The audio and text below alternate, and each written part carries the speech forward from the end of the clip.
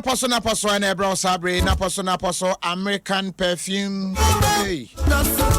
Perfume de Minenro, any original teaser. But where American premium furniture. Furniture, papa. In fact, quality ankasa. Maybe net naso, maybe net them. When you beje. Obesa obano ngomesua kwa animu a. Ese obefia unye teacher ni obehye na de. Sanity. Say ya na teacher for ni nya one on one. Ehunu obano problems ankasa. But where you train teachers are wo motia de chase. Wo Masters of Education link. Enye school wo mo ba ofie na behye obana de. Timesro fa wo number na frɛ wo mo sesi a wo frɛ ya wo mbeboa o na wo mo aba ama oba no atumi akwanani e wo ngomasua ani ade nimu 0550 61 5545 0550 61 5545 and 0574 70 9903 Beboao Obano Pilgrim through this barren land. I am weak, but thou art mighty. This should be your prayer. Be with thy powerful. I need to know my life insurance, enterprise life insurance, and so I've been. Enterprise life insurance, yeah, and say, yeah, wow. What do you see? Battery and Hona, yeah, shake Chaka Crano. I want you to try near Bania Bebo. And see a chiba papa. Amazing grace, how sweet the sound of that save the wretch like me. What can here oil? Once was And here engine oil. now I'm found. Papa, you're original. Away, Our engine manufacturers are Jatum. hide me off. I to me my car 12 proves here a year oil related ejai. Sa oil ye ba ko pe ewo wiase nyina. Enye just Ghana but the international oil. Within ye castor oil. Castor oil. Omodia na pe bigu ka mu. Once our car engine be wi a osesa no no. Once ya train it in so castor. Because engine manufacturer no had in mind say na nka be boa car engine no. So Omodia na ko pe bi e Allied filling station bia. Abeka junction so we say o mo bi wo ho. And say any Allied filling station. Na filling station bia also pe castor oil. Obetumi afre 055 255 7208 055 255 7208 and 0302 817 878. Remember be a go filling station ho. Obasa ho ye hwama no pay na utumi sorry. E de vim reni pam. Obi abetwe na ni ahwa positively. Say ho ye hwama. Oh here Tizori. Original Italian perfume. A guy sent in a baby. You should be now when you hear when you're comfy.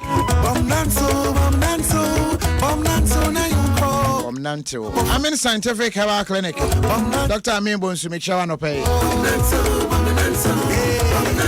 Ukodruwa ye boao ema unya ayaresa. Unya pomodia emu eden.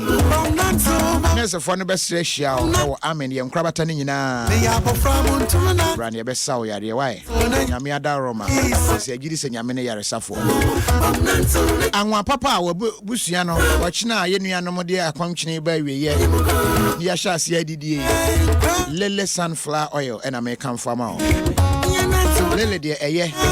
Ma pomodin ni siye. Entipe lele sunflower oil and our health benefits be ebeboa. Vodafone future na exciting network no obi use enti use Vodafone na NJ Emra and Atabia herbal mixture. Malaria dro. Enya bibidro ne de no na agegine mu aye adwuma no. Wo madaroma ene de na poso ebro.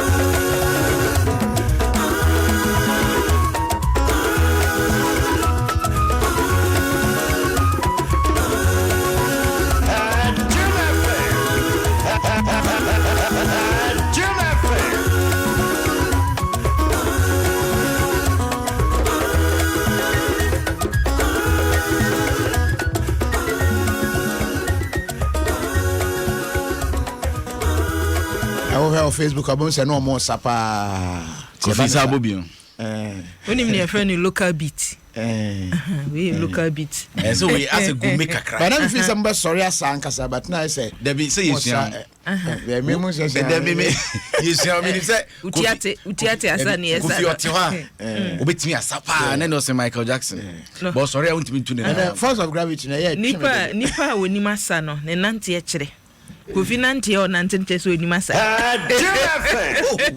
oh no oba say no si nante nte say wo bodien ontumi nsa aba obi on so but asa em won me nim sa o ayese bia me mpesa o me nim sa usua obi ho David kwako unya professional ma mencho unya professional no sa or sha say so watch you will be a friend movement of the leg movement of the hand movement of the body usua sa coordination na obi ho I know coordination usua say nyoma aye boy ensem say no obi de obi say na si nchen ase off beat na de na yare me metumi follow beat ni nyina coordination ya okay metumi say metumi atoto ba chale me sorry gina ho awre do me say ya kwa to collection sorry na kwa so ka ho utu say omanfo besa obi esa na ehim hankachi fi ni ade na mde mesa hye botom enye se asa no ende Kofi yenyina obi tumi so mengmodi na wo obi a wo sakete de me da do betotom ho obi a wo be ma wo timide ntuma si ubo na sakete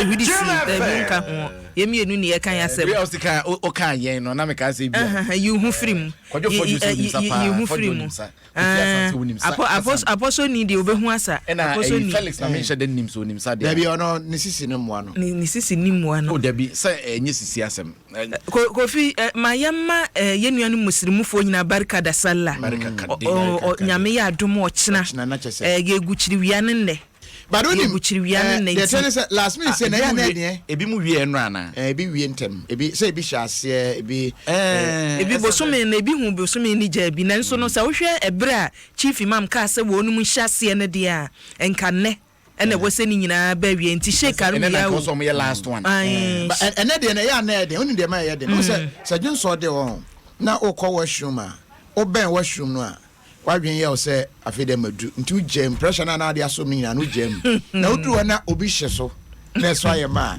e de o chen first one no Kofi example say enti ene de na ase uwie no ne krache abranti ba ombe wie okoko eya hits FM abranti bi o fly ni my boy social media you are the bi eno ye de bia abranti ba na nim ye white eno ba na nim asesa afio ye to a say ene de bia bu fita mi fast no so we nam se ne shad dan na bi mutimi bi ja bi but I learned say society your programs manager abu eno akotena top taste no odidi obi say nkremofo na ye akire abudi o we ni be disi abudi nti wanya ka fa we ni di be disi so onya kremoni ebi maybe odin fufu mo mani ni we did ni enu ya account o mani ni example ya o de man yi say Johnson de na oben washroom na wadwena ye so wadura bi nti na ho na no agogo kakra se de be ya na okona eso ayema eno abi na ekoso ye kwan so ipa dodo na etu kwan a wobema na ni abra oyadura na ene se wadura bi the other example na ye obisua ka kan fofra I know you're very careful, but experience never. Na se kwan we afa so ache. Na se matwi ache ntina afi wadne nsa baako. Na afi complacency assessment. Nti ye ho no ene ya na. But the maya de osua kan sesen every time. Or you careful sir. Nyama but a lot of breaking distance ye omuja na do ba bia na ye dwamo. Utumu say we gya kwan kakra na de. But that is the original we say. One thing so machine so road sign nkran ha ye buso pa eye deep markings no. Se wonam kwan so na hunu say ya breaking line no pa e chese utumi cross. But say ye deeper e chese won cross. Kofi say ye buso. Who told you say manfo nim near line e kire?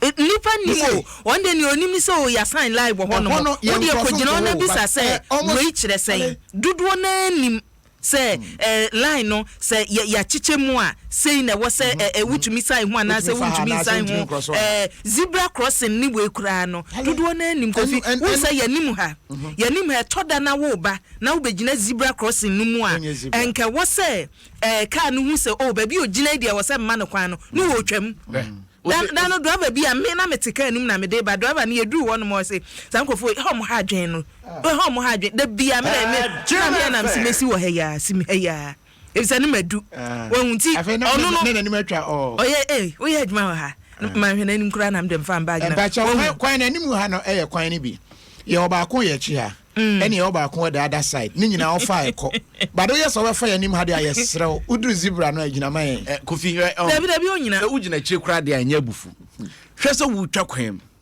na wotwa ma begina emfinfin na yes wa cross one leg of the road yes was across the other kofi eno kura ye ma kwan emfinfin o kura ye ma kwan so to ho ehi na kasi twam na waka mfimfini da bia se mo ho ahi dodo da bia mu twam na ma ye chinchim ye ho na mo ho ahi na ni nyina no twa posi enra nkontabu no ahu finder definer nkontabu o de ba ye 1008 the number of afeni acha afinu mu 1008 nipa afiri mu wa akwanhye mu enra de no kura de ne twansun mu enra de si wo suhum no kofi twansun mu no shase wo ye daily graphic ya rewo samabushafo wo daily graphic de bonka temu no enesa wo ba kira boss yo enya kai ketwa boss ibi na sane boss na sia monchem no ye kasa de monchem a na che se amoa pa sane matwo bi de ne nsa so mu ene wo bubu kanum eno na nimfonyi da sei enu akwanhia ye si ye ewo suhum kwantimfi honom no yesi asuboy nipa dubako na ahwere won kwan na prosifo ne fire service fo ko ho anwumre no fire service fo se prosifo agi wani onyam omnom ko yi nipa ne frika anum prosifo ba abonti omde ne ya adwuma nti omadwa amanfo so ye omuso mo ne adwuma ye nse fire for na yes education no omashada akotwe a omutwitwa cars yi nipa enti no that is omo adwuma na kofi asem we hu hia enti no amanfo ma ye ne se ya adwuma ye nya nwie eti kofi akwanhia ne ne nam soma ne ba ye no se wutie woni a na etika inu mu a wonna ya unse ye ne a ye kọ kumasi sunyan eya ho no mo o ba na so be ba na dwede aba wada mi se no me pene me dani bi eti me si kumasi se me ba na se mada me metimani na madu ofro plane na ofro ya no order for red wine one no ma no wa so person obehu bi besi bia obedu anu weduru obegusu anu afemu enti omo ana chese ba ko mienu bi omo hu ne ekọ no yeso overtaking ene drivers no a pempam no omu ba ko na ye overtaking ekọ fa asade no ebaye na administrator ye owo Suhum government hospital ono so de doctor fo so de ye ode baye ne se sa kwan no sa Suhum kwantempo no wose light ni so street lights ni so ana kwan ne so no ka kwan ne yemienu dodo san ne bia atom baako wose niema nkakra bi wo kwan ne so a National Road Safety Commission ene mpanimfo ye wasade aso ye hwe mai kwantempo so wo so mo hwe no mo ye na akwanhia bebrebe ekoso wo Suhum kwantempo no mu no etu otumi 20 abusuafo nra de ne de ese nipa du baako ne akonfirm se wonu mu afiri mu ye rekosa nsemi eso bad ma menkwa homa so na me ne opani John K Gabuja eni enkomo ayarsabia nsemi ya shasia utumu se ehon stories no eba yes we agree say to every story there is another side but ye ni sa enkomo yi na ye ni opani ni enkomo ne ida kwakwo ewie ya wo ntafo emofra no ewo he de he ena aira Uncle John ya mwacha no pay yeah I'm fine okay empombo ko de onyame Adom jo cheye eba ne san ntafo no wom mienu na yiraye anase emu baako na yiraye na esi san ayasabia ben baako okay wom ya mienu na baako ayira baako the first thing oh no your ba na bema ba oba na de otoso mienu ne your ba na bema honestly your ba okay ntia ma mienu na baako ayira yeah my narration no esi san de ne bae Now, on the 10th of May, now me were Jumamu at Tema. Now me yere oye intent at property data bank around the Suba Info is affiliated to Suba Info. Okay. Now oye a Juma or now of friend share. And in the first, this is the first pregnancy.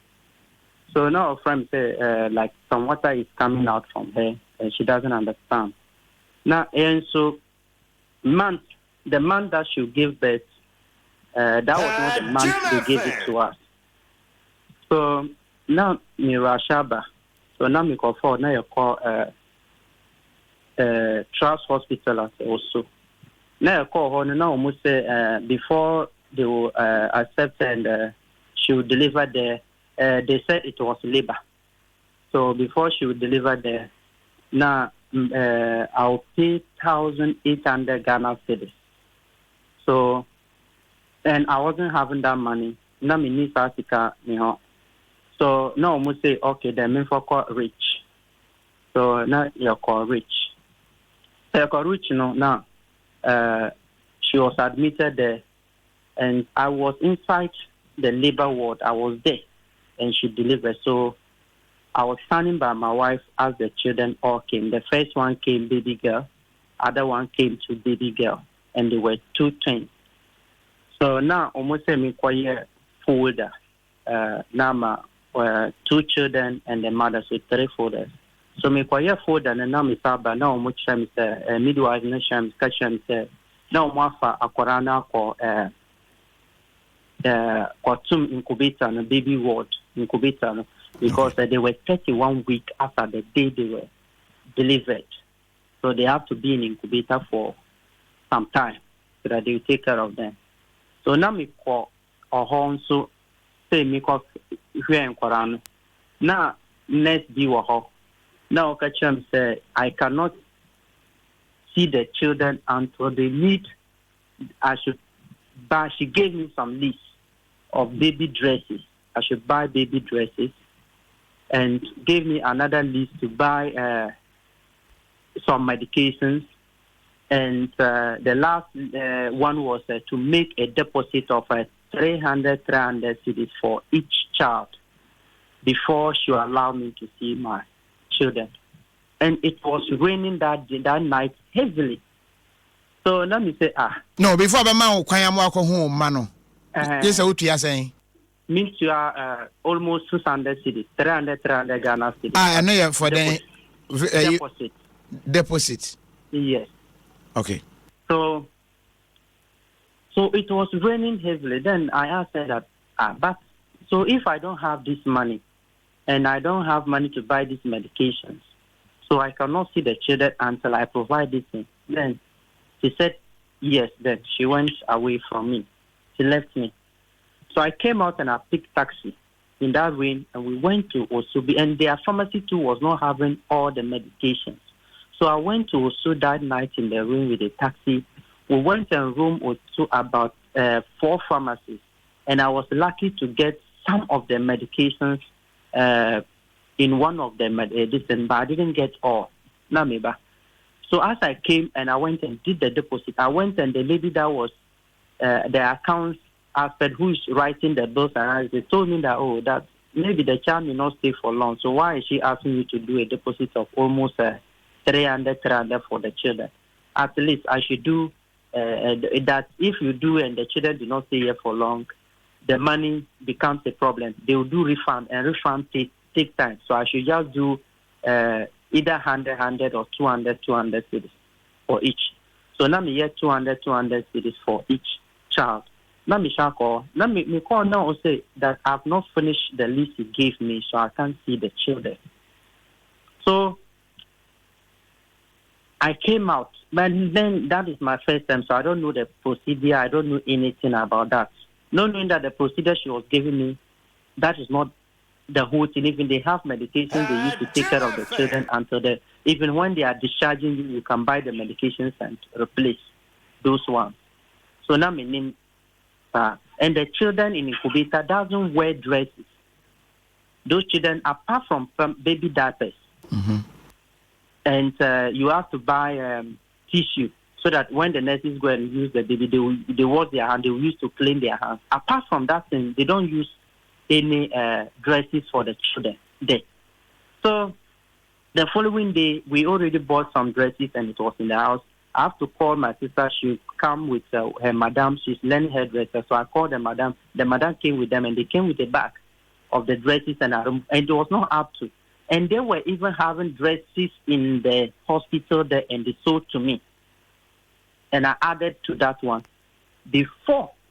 After I met all the conditions he gave me, and I was allowed to see the children on that 11th. So, then as they came, I saw that one was bigger than the other one. So as I went to the incubator, all the two was incubator. One is bigger than the other. So I certified that was my children. By then, their mother is still at the I don't know where the labor ward there. She was also admitted there. So I go and come. I go to the children, attend to the children, and attend to the mother. So they gave me the time that I'll be visiting the children.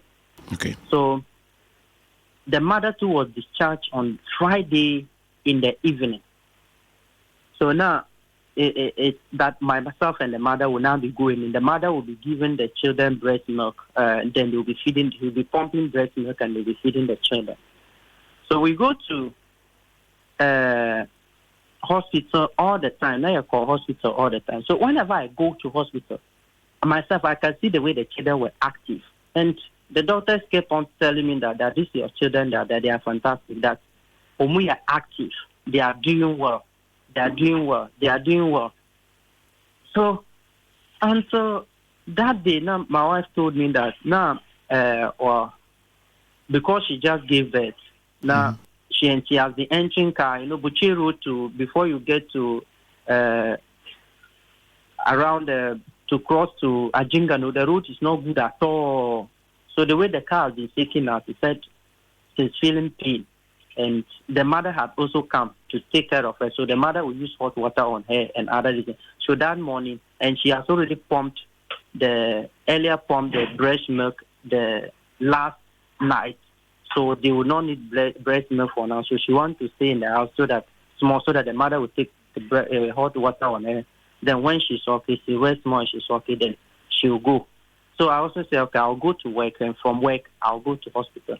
So that was the day myself and the mother absent ourselves from the hospital from morning to the afternoon. So I was at the way, then my body, my demeanor, everything changed. My mood, everything changed all of a sudden. Now, my boss say, in fact, today I don't know. I'm not feeling fine, and I'm not sick. So I told him that I have to go to hospital and check my children. Then he said, were they not feeling fine? I told my boss that, my children, they are doing well, but I don't know. All of a sudden, my body changed, and my mind is there, went there. So then my boss said, okay, I can go. And she even asked me that if I need a leave, I should apply for a leave and attend to the children. So now, I left around 1 day, Tema. Then Mikofaka by Rich Hospital. No, I got there around 3. So as I came, then I met one of the nurses and I said, I went and dressed up. When you go to choose the children, overdress they'll give you some dresses and you wear, and use some scarf on your head before you go. So I picked the dress and I picked the scarf. Then now check my children. So me could draw on now. Next year, mom sits now, and that is not what as I've been going there has been happening. Also, means now they are doing something there, and when they finish, I will go and check the children. So me your now, Dr. B. Abba Minchan, fair, one fair doctor. He's a female. Now, Obana or Katrin said that in fact, to the Zambia Abba, like something has happened, and unfortunately, one of my child is dead. Udru hona yema otna se no na nurse no approach you kan say o ma no ba kwa free mu. No, the doctor. The nurse told me to sit down and gave me a seat. Okay. Now, me do a horn. No, they didn't call me to inform me. Me do a horn. No, nurse. I'm a congestion in Kakra. Omaya debi omaba. Okay. So I was sitting down there. Then my man was like, "This is not the normal process I've been going through. So what is happening?" So now, Dr. Naba by Ketchum said, "Mebano, that something has happened. Some sad incident. One of my child is dead." So the way that came out from my mouth is, I was here yesterday. The children were fine. Nobody reported anything to me that my child wasn't feeling fine. And how come? No, my child is alive. That is what I said. Now Okechiem said that in fact that she herself didn't understand. She don't know the cause. That to be frank with me, that is her death. That is a sudden death. That is the word she used. That because of that, they've protected the other one against infection. Maybe if it is infection, she didn't know. So they've protected the other one against infection. Okay, nti eba ne sa no omoma ohu de no omo se wawu no. I'm coming, please. So now me said I want to see the in charge. So now I say in charge was the doctor in charge on duty. Let me say, okay, then who is your supervisor? Now I called 3 doctors and they came and they gave me seat to sit down. So I sat and they also sit down. Then they went and brought the baby folder. Now they went through the folder and one of the doctor called Dr. Bracco. Dr. Bracco was going through the folder and was explaining things and just trying to counsel me and calm me down. So then I asked for the body. So maybe I said body, no.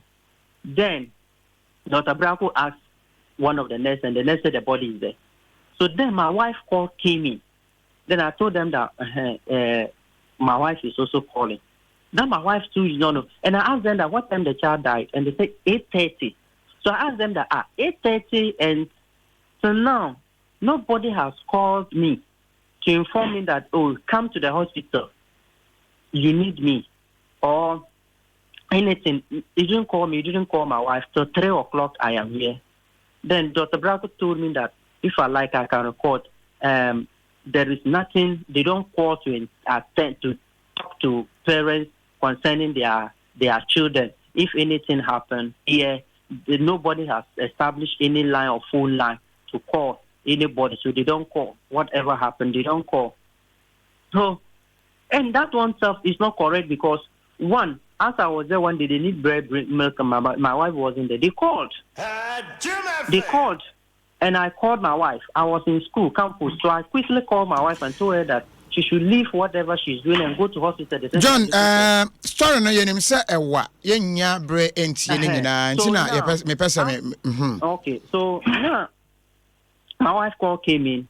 Then I told them that my wife is just at the entrance. Said she's at the entrance. So then they said, Dr. Bracco said, my wife, the women are normally difficult to handle. So are very difficult to handle. No, most sorry. Then they all get up. So, most sorry, no. Now, almost catch one daughter say, Uncho me day. No, mucho all the daughter's name in the folder. So, sometimes they didn't show me the body of the child. So, they all left me. So, as they left me, then I quickly went. By then, I removed all the dresses. So, I dressed again to go and see the other child. So, I quickly entered to check the other child. So I was lying down on incubator, and all of a sudden tears came out from my eyes. So my wife entered and asked her why. I started cleaning the tears, and I told my wife, I called her out because we believe that when you have twins and one die, the other one is not supposed to know. So I called her out and I explained everything to my wife, and I told him that she shouldn't cry. John, because and you know, body no, woman the chair. The body, I've not seen the body. Up till now, yeah, far body in chair. Yes, they told me that day. Now, I went back to Dr. Bracco to ask of the body. Now, say, to see how I should let them concentrate on the other one. Okay. The other child. So the in charge will take care of the body. So as he said that to me, and I said, okay. So I went and told my wife that this is what Dr. Bracco told me. So I interpret to my wife that maybe they want to keep the child in the morgue, and later when every sabre na be pema na wo hu oba na body. Debbie. And a reason omade ama wo se body no wo he. Now the answer went they discharged us the day before yesterday, and I went there to request for the body that now that they discharged me, give me my child's body. What the doctor told me is that the same Dr. Bracco told me that go and look for your body where you think you can get your body and stop coming to me. How? I'm not part of this. How? That is what he told me, that how? He do counseling. He's not in charge of the dead body. And I said, Dr. Bracco, you are the one that said in charge you take care of. And I'm coming to you. So if you don't take care of whoever is taking care of, show me the person. You better try say benya Dr. Bracco na ye be on the side of the story. But no you say ye tias ye say from that time until ne unsanka obano body. I didn't have, if I see my child, they are supposed to give the baby to me, the body to me. Mm-hmm. Then whatever I want to do with the body, then whether I'm taking the body home or I will contract them to bury the body, is two things. Because it happened to one man there, I was there. They called the man came, and they charged the man, and the man paid money before they took the body to bury for the man. But John, and yes, sir. Like I said, what do you know till now? Unho body no. Yes. Almost say hunu ana saying. Say almost hunu. Almost the child is dead. They can't find or trace their body.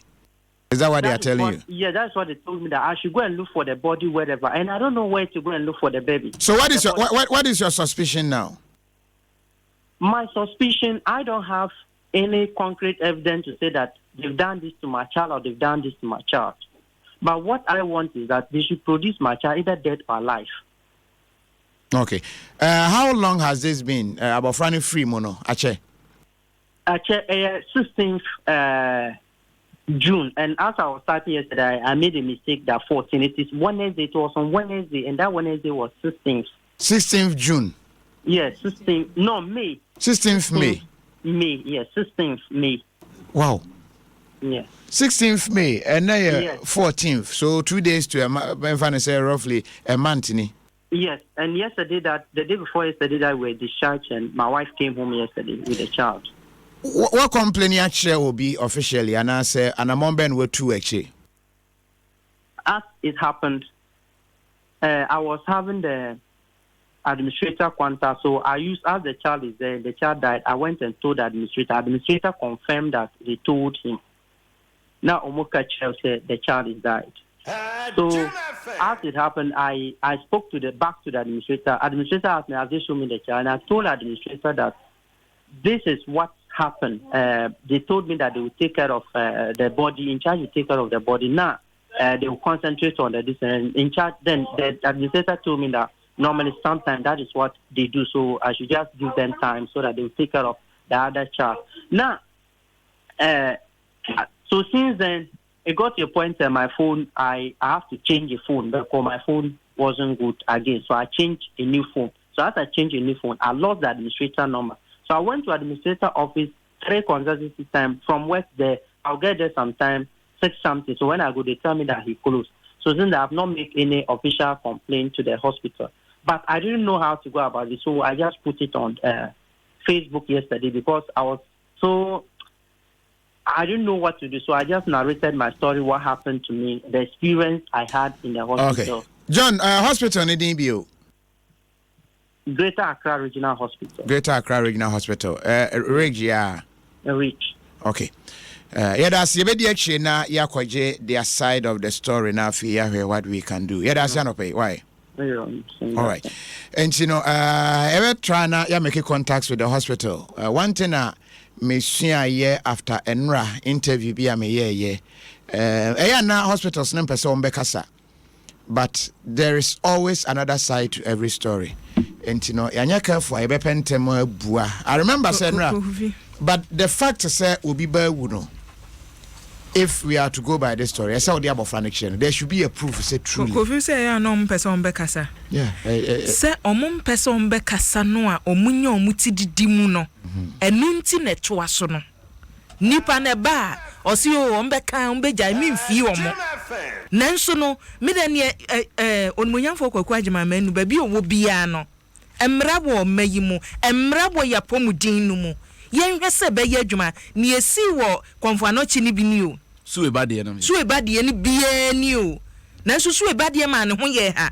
Na we ne mete papa yi a wo kasa na se afi ne yi ne yere ne ne ba no ba ko no e ka ye no. Na suwe bade no krai ko sisen. No. Enye compensation ne ka se de. Eno so wo. Eno so wonye. Asem no no waka no. Ama ebe pem ne. Akra na ama yesi amanfo nkotena fie na susu kra wo ba no ko. Wahu ye Bible kura mu Kofi Bible aka say kasade emaden abato. Kasade ma abato. Enti obi a wono no sa wodi o se ne ba firi mu wo a yesi koye counseling. Wo a ko brewu so ho mpafen nam. Doctor yi a wo kana semi no wo de hwe asem a wotutu de ma ayi papa yi se wo ba wuo ni ya handi wa ma obi se kona we ba kasa ma wakoma ato wo yem kwaji abodwe wo koye nipa ne se wo ha no enti no kona kope oba ba bia wo gidi se wo ba no wo no busumi ni akwada na wawuo no okay so that me kind we will try and get hospital no to speak to it mostly na the man when say asem to a emotions come to play and you know ebiana the MMA cano, my understanding is different from your understanding. But as a professional, as a counselor, say, find a better way. I'll be to me. Exactly. No matter the ama nipano etumiatiasie. And this issue, there are a lot of people. If you are friend omuye, yes. Kofi Ridge Hospital say. Ridge Hospital, they have the facilities near Abaho. Ombe ya adwuma na omunya adwuma na efise doctors ni nurses ni bi complaints e free wo ba no enne mfonyi bi akofi abas chese abanti ono so call ho no mo a ya ye no operation awie Ridge Hospital kuro ya o ni e wasa wo pam ba bi e wasa ye pam no ye se ye pam na boy onso ni ye mapro who nipa no contact because nipa no contact wo kofi se ye kase e be fence si a onso be kana sem and you know keep with that contact you know your friend Ridge administration wo mo kire say asem no wo mo so wo mo nchemu a e wo ho mo family no yemra ho enti ye wie show ya no ye beto aso akoho na yakwa kwaje enchemu enu ameka ye ne mame bi di nkomo a wo hwere ne ba moja etu na wa yare sabia. In fact, after I interviewed on my poem and I'm to be frame na the way na osuno and I'm beside the and na all my narration as to what exactly happened on the side of the story. On the side of the story. Say my mane ba no mo ka kire no mo boy yade bi na ha no e kire se this omoye no cesarean omutwa no ma mane se da bi omo frɛ oba no kunu no se oba ye no situation no se na tie enti no gise ye twa no ono so didi o matem se twa pa de ompene emye ntwa na yire no enti enumu ene di mu a yense no anye ye but the narration na so enti na we try to balance it say be ya yemu health workers no so abam if you say we so afraid no say say and it's all because they don't talk.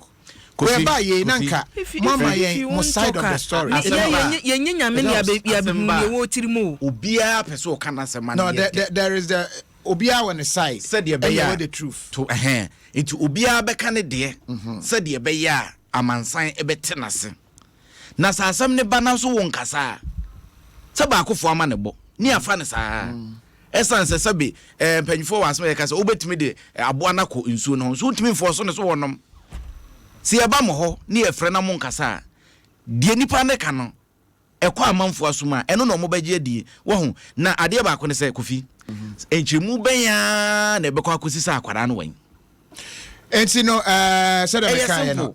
let's follow up to the hospital ebema your listeners update on this story but ya kodoso yes nipa ho adwuma ye ya but se wo fa se eno ne adwuma a wo beyo a se wo ye untumi a no wajai very simple. Simple. Very simple and short. Kofi na wo graphic mu ansa na ye kona Ghana fo anim Dr. Kofi Amoa no. Ye ka Dr. Kofi Amoa wo Ghana ha se ya na che se wo yobi a ye ka businessmen wani aye adwuma na yetumi kenkan se citizen Kofi wa yebwe ya na che se wonu nie. Wono na mampanina boni din se GFA no enya butu ntia wasi enya nkrofo ombehwe kire mpanimfo a ombehwe kire atoto niema committee ya yete ye no Ghana mampanina na adodan kwa kufu ado se Dr. Kofi Amoa enano na members so ya wowomwo ene ye ne Reverend Ose Kofi ewomu bi Reverend eka ho enti anya hwe no edu ba bi ne nkoyi a Reverend Nyamesem beta kire edi amabo na nim de so a wode aye adwuma wa bra no obo blaster CBA no penimfo se won fanka ho ma ne mantumi nkoso enu ono nko abedi pele so ka ho bi na abedi pele edi penimfo se won so mo a na chese ntutu ye nkoso kudwofianu won na secretary ema committee ya penimfo ati iva oche eye nsantweni esa so eye obi a woye mranini na yesi ball so obayi wonimu pa behun TV so na ese base woyiya no ka ho bie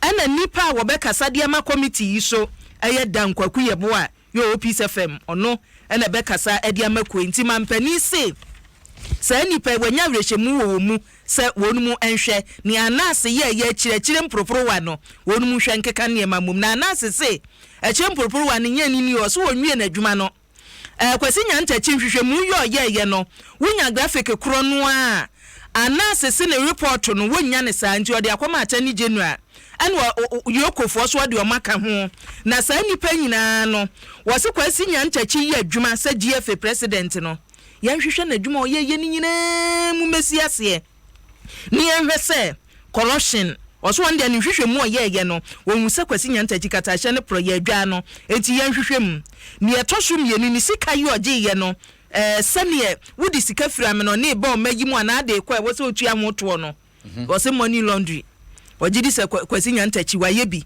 enti eno so ye nhwehwe mu ni etoso miensa false pretenses eno no na kire se yes wa eden no wa ye ne ho se me ye we mi nye we wo se wo ye Kofi me so ye Kofi ase impersonation ana ni edi ho bio abuse of office as GFA president eno so anase se ye nhwehwem ana anase se GFA ewo we kura de kwasi nya ntachi nkwa na ne de yese kwasi nya ntachi wo financial institution bi e frɛ no Fountain Savings and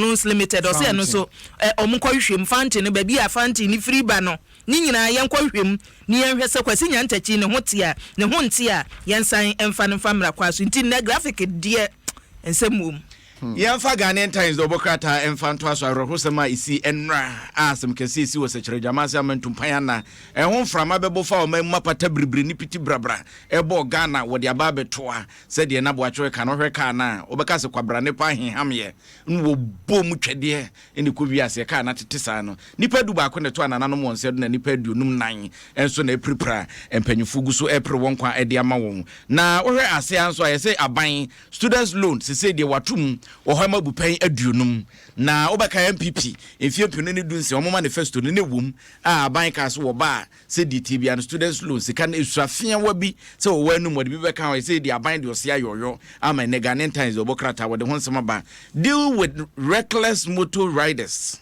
on Salah we chief imam nense mo de aba na ewo kratafa etoso du nwotwe wo ma mu mosramifo nyina da panyim pa Sheikh Dr. Osman Nuhu Shaributu wo se sebe ensosofo a ama henka anwie isan 7 na nya de obeyebie se duru si ye di Sala obehwe na motoi wo mo de koba ye anim heye ase heye so wo mo de koba ni age kwan aboso ni epegya ni mu ni ade ani mu sifom na ebi huru gina so utra nkoye na efom krikra na eno so kofa ase foforo de aba na afi ni ebi so atwa ho adwadwo wo se afi we de wo ka che police fo wo bibia wo beye de ebu mra so bia no ye ma mra ni se de se ne fata eno ano no that's all mra na nya adwuma nyese ekwachi obi amobi akwahye ho kotu amobi akwahye ho jalabia amobi akufra ho ntema ahye ho chaacho aka ho tena tenkon ahye yomu akoso okopa che odabi chewa ya chew chief imam say chewa ya chew Yema mrano enwuni. Ghanaian Times obokrata. Yemfa di Chronicle so ento aswe. Na Chronicle mu na NDC amanyoko no. Wonu manam sifo ye owo mrahebedwa mu. Mrahebedwa fo ye wo NDC amanyoko no mu. Ene wo chese NIA registration ye ampanimfo ye no. Card no mo so maka kan se kwanya pani atefa lawyer wo fa so aye wadwuma no wo mu hu ne sa nhwe ya Ghana fo bebre ye bewie no na wodin enimu mamu eche se wo ye Ghana fo wo se ye ka asensode a Ghana yaje atumwo ya nesa wo ko bank yo so ko hia ya gitumu a national ID no national ID yenim enti voters ID national ID nkwa de sa fe na eba voters no se voters ID no sa wo ko bank ayaje ba bia na yenim ne se voters ID ne yaje eti sa mo be ye registration na mo ka se voters ID no yanye na emom se kwafa birth set ma me mekire se wo ye Ghana ni anase kwana kwafa GPS na ade aba na omu ni se mpanimfo abumraso nti omso mo kokoto NDC amanyoko no mpanimfo no omso koto ene wonu mu woko eti setie bia no asem ne betwa wo no mo akwada ba akoso anu a otworo BEC yi bia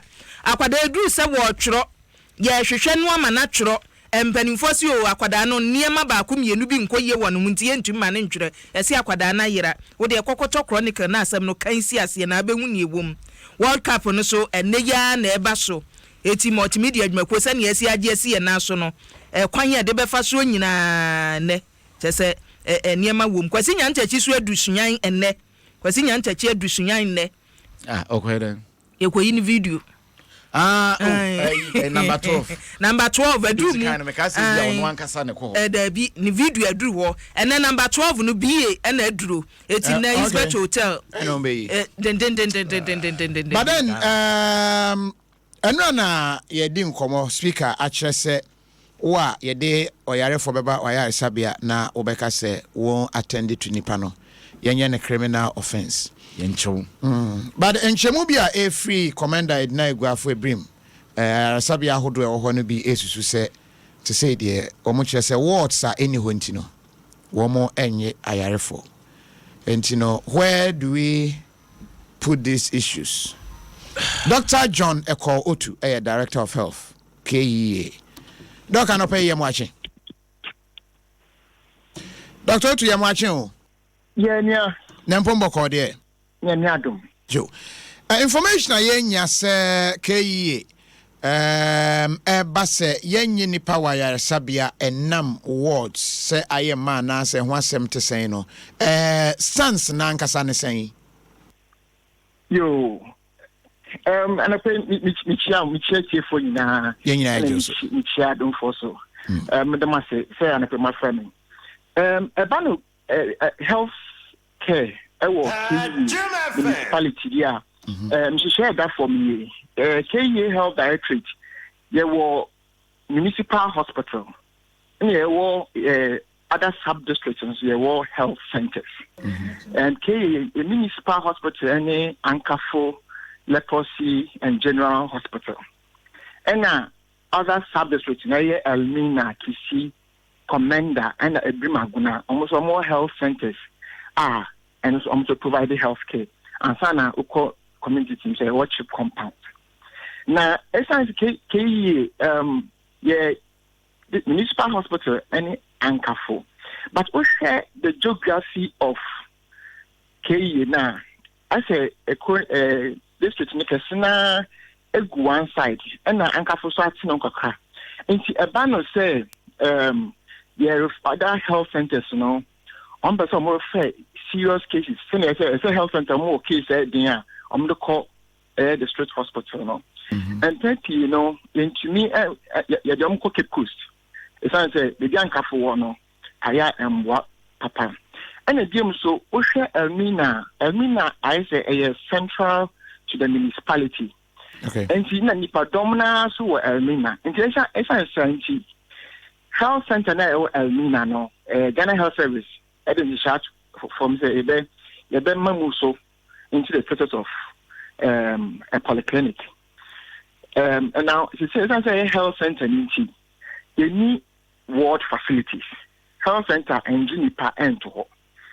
Oh, and se ban se egi obi yare obi ba so beja sana sana ya ni mu adia se refer no se sia na san de kan no say ankafo be bia kwan wo mu nti na bia wo nti se nya cases a dia ya refer mu ko Cape Coast Teaching Hospital na anana ye di hu dwuma se enche ye betimi enya ward facilities Nina Urban Health Center no cases and urban no betimi ahwe mo ho say there kura oh the this is the health center in Engine Power and Urban Health Center and other health centers. Okay, but states na nkasa say mo hia emwa den. Good. Some kind of Elmina Urban Health Center is several Elmina sub-district of K municipality and other adjoining health centers. And as I say, Elmina is the municipal capital. And it's a monument Elmina, so Elmina is on the Accra Cape Coast Highway. Yeah. And the client's load Eba Elmina Health Center now. Abu designer health center you see, Nanka SS7. So it's Elmina sub-district. You are talking of a population of not less than 45. It's over 45,000. Okay. And it's a highway, practical highway. It's supposed to be a facility as a BBC in case of an accident in power. I said to me, it provided that needed first aid response. And sanitary, a local baby cry. But the CIS, currently, about young cry. We are talking of over 2000, 2005 and over. And the Abase, Elmina Urban Health Center, the CIS, there are doctors who are Elmina Urban Health Center, there are pharmacists, there are staff, almost me, now so, Acadiano and NCP, a Dinan Casana, 1974, Lenshida and Fansan Canada. Into Dananka say bubu. The Adom and KA Municipal Assembly or Masha Assembly to ask to Quema or more say much me as son. But a Jumano Assembly Naji to Esson and a more I want this is here into some more Yanka. But states are dying woman. Unfortunately, any time, sir, it's actually I'll call it a death. It's a death trap. Dining na walls in why I and she you see and maybe opportunity be to say about for the because young person BBC and sana did and so I for somebody I say omuhia ward admissions omuhia surgical care the first your capacity which my now so akadia de no and NCP into the Gusaya to say, nay, she has to say, Benya, Sir, and your maid, which my dear say. Dr. John call or two, Yabadasiano pay, me did say penny for 8 years na one so a beba. Yadasiano pay.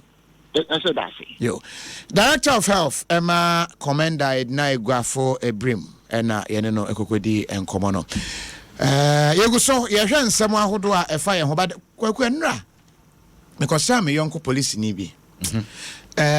Me share the situation na me say I feel no matter say the entire barracks boys. What's channel so? Omo ye bad. Omo ni edin. Me say enye omo nyina na barracks boys. Omo ni edin.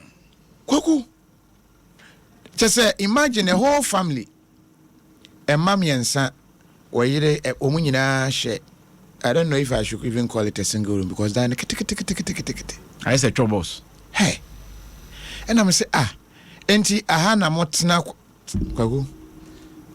Minim baby I call you say wako temade ne da. Kwagu na temakra de time. Temade no. Militia house ni sestel nipa da so go. Police woni bi da so. Police for da so ho. Militia house na wura ho akofi. He? Se nipa no edem pesi ho a. No the table keto abisi no the TV siso eno ano no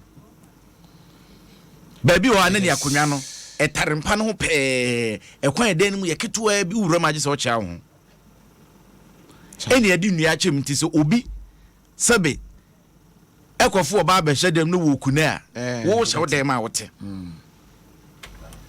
na police ni ye ne fa sa ya wem ye wi ayamanitu asen kon so wo no nkonkobo amanfo ba na ani jembra ebe de wetimi aye e wo se ye tie ne ne hwe police fo bibia ni ho a hwe police fo ade ba kwa mam de pomasem sa na jo aya de da na police ni gina bonten wo renyen ti o se ye hwe mu yi de bia ye be kasma for police for na police fo ade na wangana e na de omuni ma de DV omo accommodation the way they are living countries be in fact where sa comparison we are na enye fair enti no but o check Ghana the state of your police for you see your person mo ye adwuma no krojin then we also have to find a way to make them feel say mo ye nipa because o show mo situation Kofi Ubeka say a story me near Otema a PSA police when you okra o mata no o question Sudi o Ashamai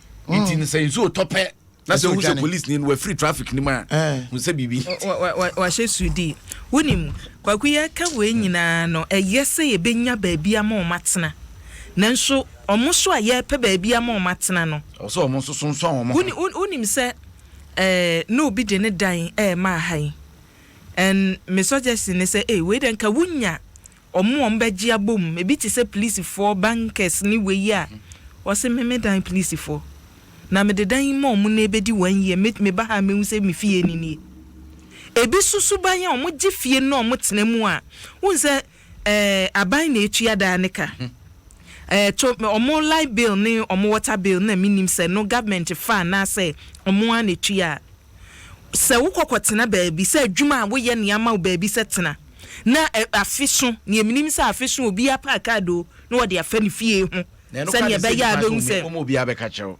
nipa na onu hu ne se aban fie enti painting kan ho be ko ho apoto bibre sa biri mire ye wo muyi wo be hu apoto bibre ne niema bi aprosifo no nye omu nyina nanso omu fie dodo no a wudu ho no mo na wo sia fem wontua da aka nti wudi ne se fa ka do kakra fa fie ni dinini baby anipa ne de ma wo no se police fu edi ka tena manfo fie siesie wanka eto da wo pedan so anka amre that is also another because minimum bi a say ti baby o moti no munni honni yes but eno wo hokofi re obaje di se police ni a wo tenkran na ya transfer ne ko northern region na wo kuduru ho a baby o mo wo no eja nan ni ho wo ko George a me kamba eja nan ni ho nti o so okunguram no koja nan na wono police ni na kwachi obi se nipa na kobokro no yes na ni eden pa eneja esan se wutimi fa nipa ne ntum nchenti eja nipa no na police ni hyenguram asabi wuta ne to na nipa na wuja no no che na yija no enso abenguram so ba betwa ne to wanka be de se mu nyina mutwam to so mo nko ade adwene enti ade na ye my Chief Inspector Edward Afo retired o police ni asabre wa homegiemo mile 7 na owo ye ne eni nkomo this issue we police ni now so between me near the nkomo let us know okay sir. Yes, good morning. Good morning. Nempombo ko de. Adom Tomozoe. Nyame da so hira ya hoden wo ho.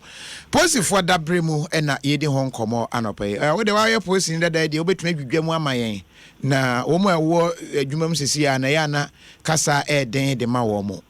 Police for de ni problem no a obako chese Accra Central Accra de chese baby a police station wo no a eno mo dan ne hyehyem a hwa na wotete emofra ama wo mu anyi nti niam wo mu hu wo ho ene we ni nyina no affect o mental we a wo mu nyina no na kese sa niam affect wo mo police for mo asetena mu ankasa efa bia mote ya na tesen yo me da wase na me ma watiefo nya so achia no pay won say eya ye dwuma police no eye din say obetimi aba media mu no waba be kan wasem sure esan say ethical ye dwuma na ma ho kwan sa me menya ho kwan na wo ka say esan say me fi police dwuma ni mu na eya sama ha dwen papa wo man mu na say ye na ye bon ho mpae because ye nua police for dwuma ye din na obi aso kona kwa ye dwuma din a as I say, Uba no upon Wabanaka, when your baby, I will be to do theatre, now, what you are saying, regaining another energy for next duty.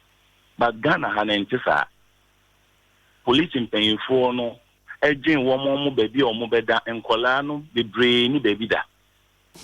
Every blessed year recruitment, yet the police for the goom. But near my come white to see the same police is what it's no ye no, ye. Me a criminal prosecutor from Ghana School of Law. My prosecution in Juma I will court for more than 10 years. Me training a lot of prosecutors. Me trying her for more than 10 years. I mean, me baby da. Police are me accommodation da. Me ko Juma kra me doctor say me name egu me kamunya. I have to fuel my vehicle to court. Now we na my high unkofu fear they do baby na say I am me tesem. Me nyes kakra me de tua advance biwama unkofu.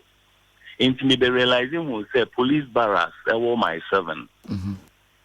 Land the hokakra police for land kesiye da wa womu yusu.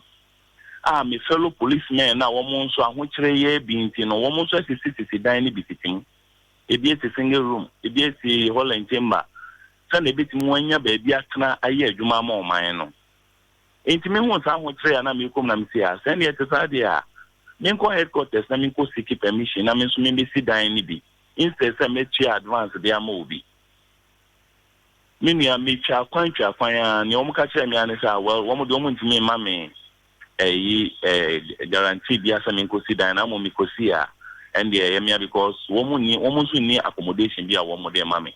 Enti me de wan ho me take ko si dan no. That was 2014. One kasa wo si dan si asase no so. Kasa si me wo 2-bedroom self-contained si my 7 barracks si me no kasa. And I am in Kwa, be police for more than 20 cities identity mo a wo mo gu so ye adwuma wo police mo. Bro, ye si dan ni wie ni etimu ye adwuma pepepe ye nye boni bia wo mo frɛ nyina wo headquarters. Wo mo si ye nyina ye ntwan so me transfer ya for north. And yes yes man you be a person obey the bottom scars or the sidan betre mo ayo man adwuma. Enti anka yes mo man nkwan na nke ntra ho ne ye adwuma. Ensam he me mpe me ho asem nti me sesa me ne ma nyina ne me mba ne mabusua na pa ye tu fi dan ni mu na me ko high fi e wo ba bi foforo bio e na me sesa mo se me ntu na me tu fi dan ni mu dia mo ma me allowance kakra me timi de tuatua obi fi amasanko tena mu ya sefem pa fi that day na be pem bra me fi police service mo want ya me see the odan ho afi me guso ye adwuma na me tia ne se police for asan de letter bra me say edan ya me yi me sika si ya me ti mu no afi me nton free dan ni mu na me nko no wo mo de letter bra me say me fa sa dan ni keys nzama police ni for me yonko police ni mo go trem. Me no work as a CA. I was a chief inspector, a police corporal, and not a Miami Mr. upon police administration instruction. Enti ayasefem and me raise a petition to IGP say, oh baby me try here Jumana me the Misika no say conducive mommy, nay habitable for another policeman there. Miss Ramon Munchia made in a kind of mommy. Police administration said no. Woman to me, Nadano, they will demolish it.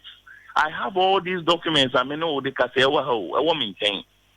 I had to serve Gramini and Kosiaga, and the police need to then mean one more grant the resignation, my man, me police need you, all just because of this accommodation issue. Wow. Yes. The man, no, to me, the Interior Ministry, Attorney General, and Siaga, and I'm a here. Na meka ema nyesa meka ma me hono meka ma me nua police for be brave because many policemen are under stress. So we see police ni na so onye na adwuma ya don't blame him.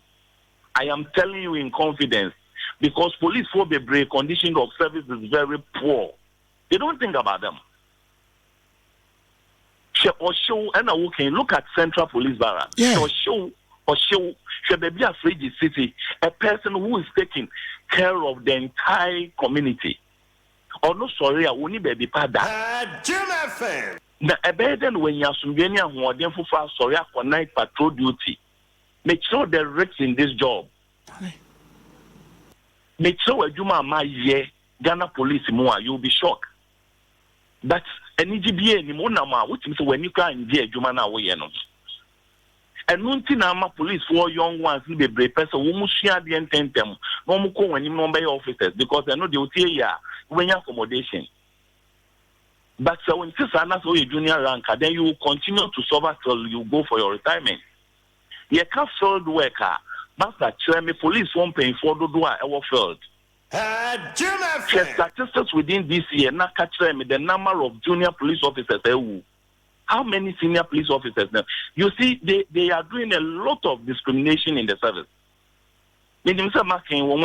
Because recently, Mr. Dakabrene I raised this issue. They came to attack me in my house. He said, woman in jail, but I'm fighting for the other policemen because system must change. You move beyond United Nations. I decredit almost certificate, no recommendations of police. Ghana. Yeah. You can't compare us to many of the civilized countries. But to be police a juma ye thing. But here, juma, any GBA who say my 7 police barracks, you will see that structure there. You 2 year film a juma pa na me ya me the boy mining, they didn't consider any of these. I was doing more than 40 cases in a day as a criminal prosecutor. Me boy, you will hear of my name.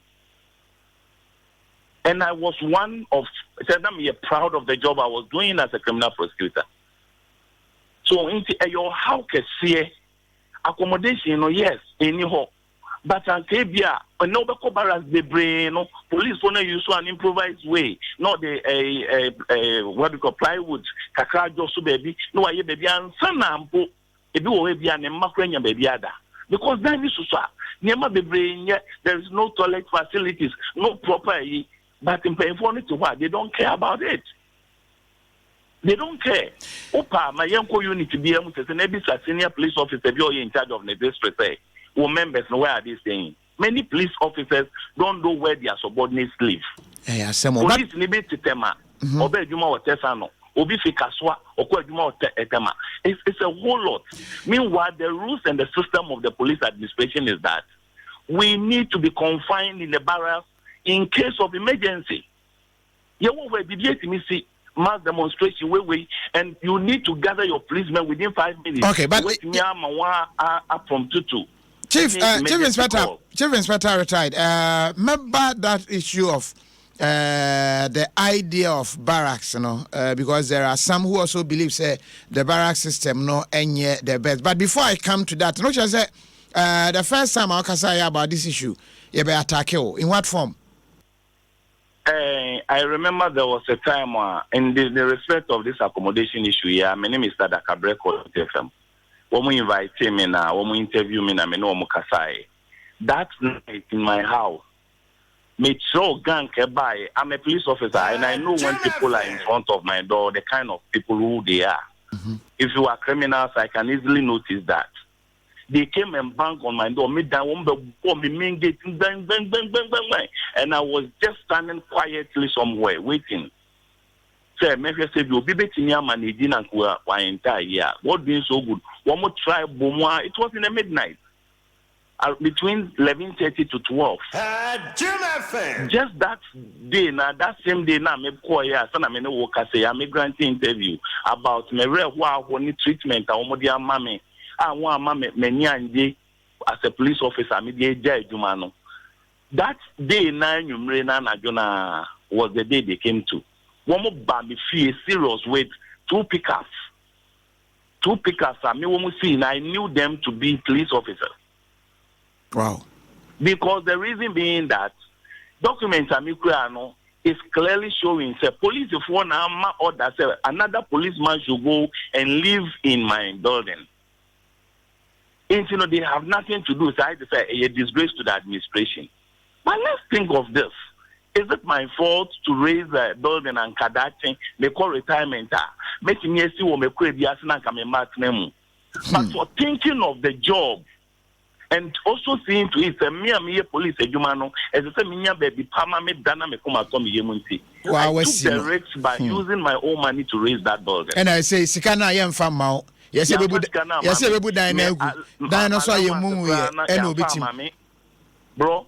If you go on the police records, this almost said you mammy that Ben or Mutimi a single gallon of fuel. It go me came as a criminal prosecutor. Meanwhile, every day I carry my docket, every docket that I have on my vehicle. We have a problem.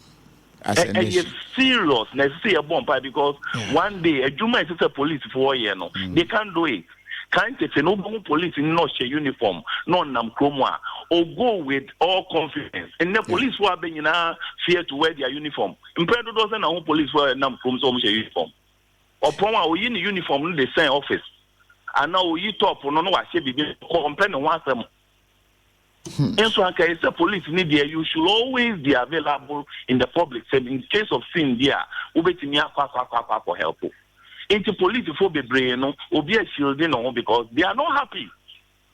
But this issue of barracks, there are some who also believe that you're calling the London style where your integrity nipano officers into the community, your mouse come warranty, so you can do intelligence gathering.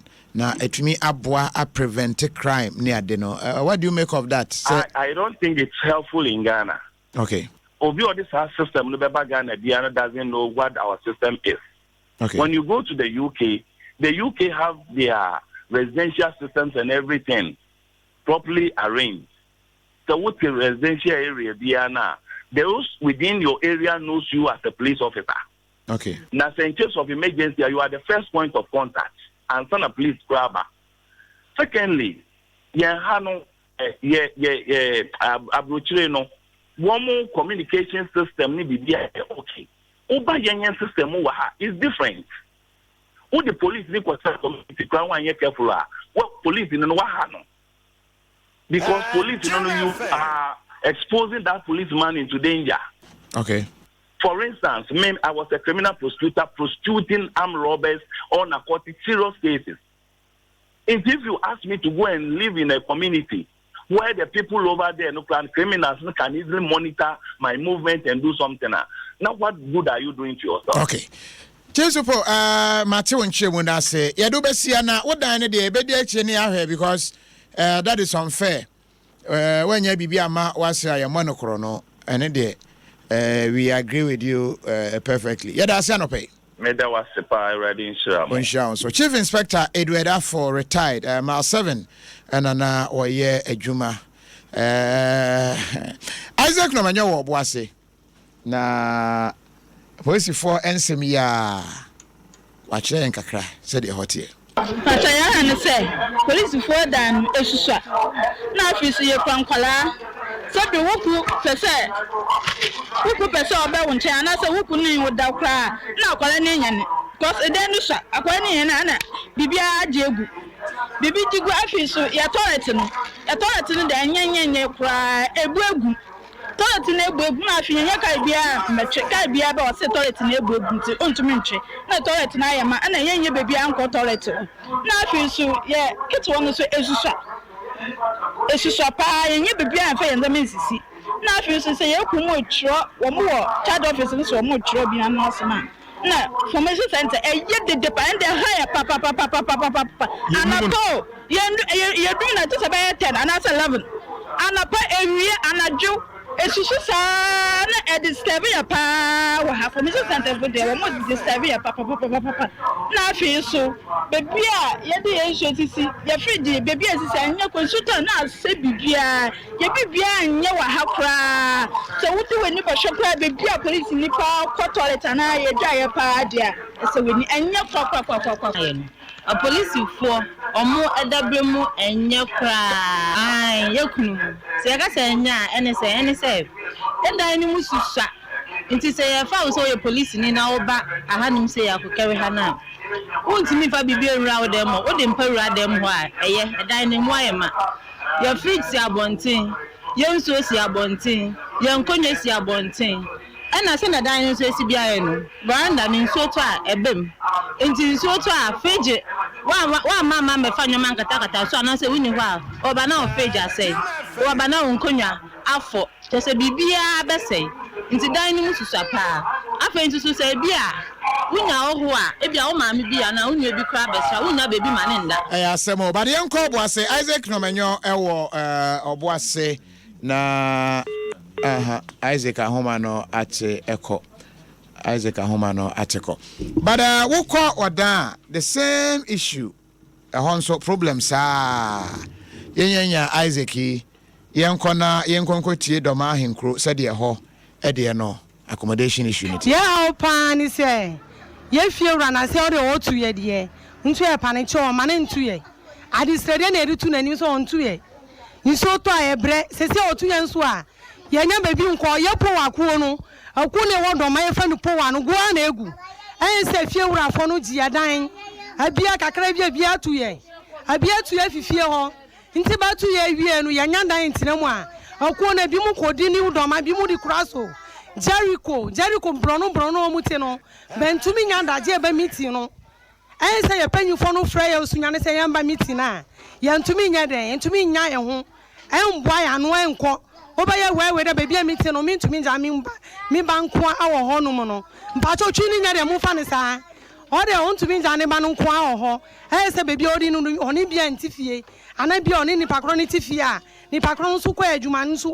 on ntumi nya ne ba no ba meeting say ye kunu gwa na egu ya ko bebi say ye wokedi ese aya ye na ye tan ko bebi ye tikedies ya wa ha opan so to a say no tie no mama sisangu apipo no so na say wa banku a ye pra na ehu o wa banka kra awo mentem ha de nso to de ha ye pa nso to ha ye say am si pa say ye kwan ni de ani mo kakra bi oba enti we ye doma ahenkro na ye ne pious anoche ending komo enfro pious ya wache mejo so kofi policy for sitnemu efa omo accommodation ewo doma etisen yo kofi emra ye sa story we no police for sitnemu wo doma de letini aka say fi o mutimi de me ko ho eye 13 ukwa baby o mutino eye efi a o mu han kama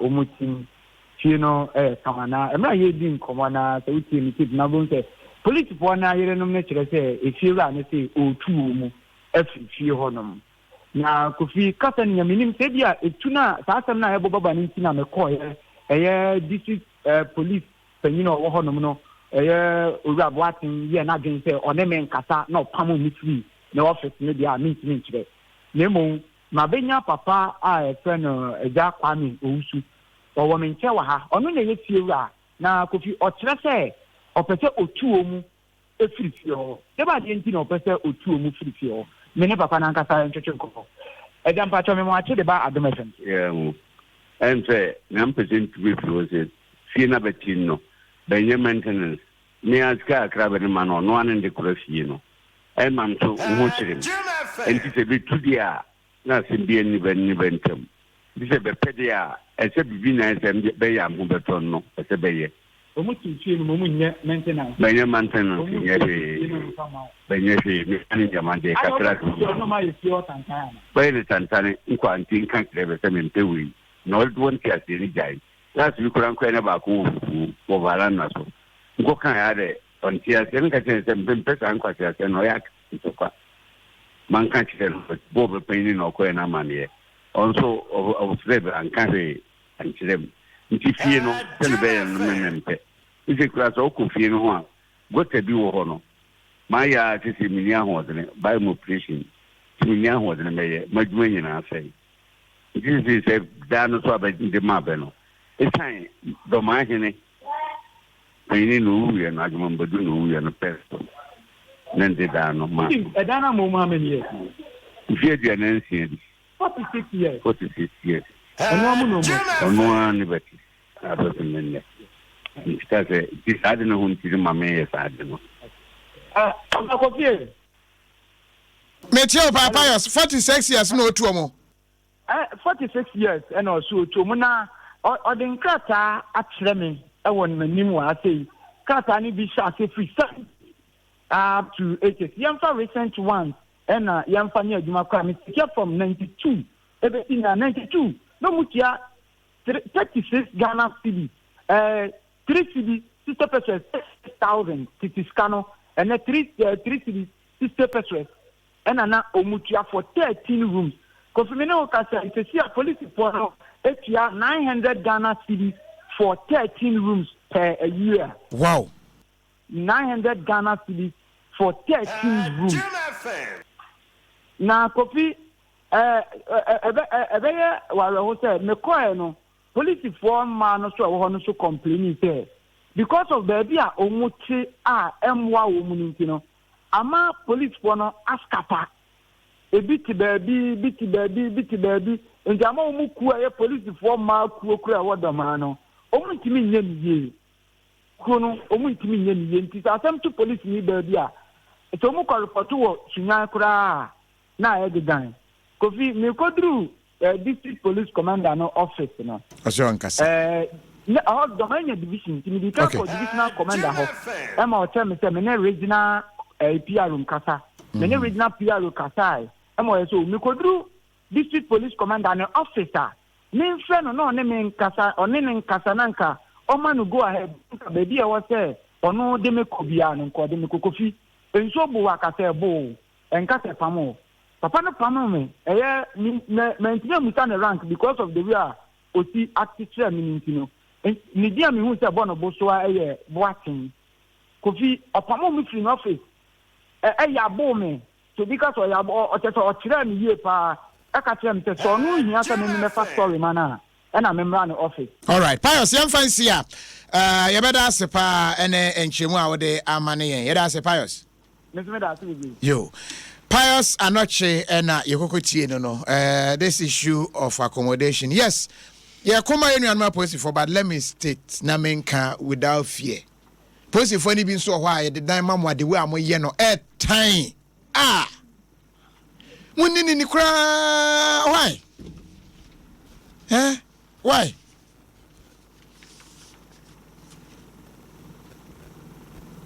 But more boy Juma. Aye, a Juma na dia mobo.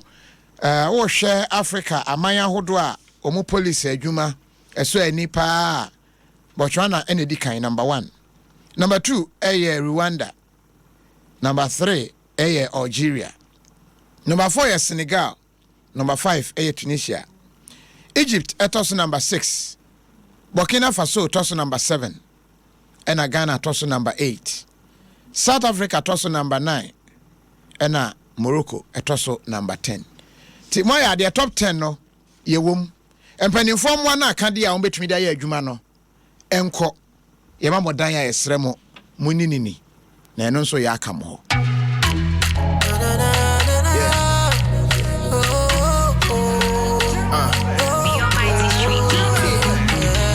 Opa no open it here.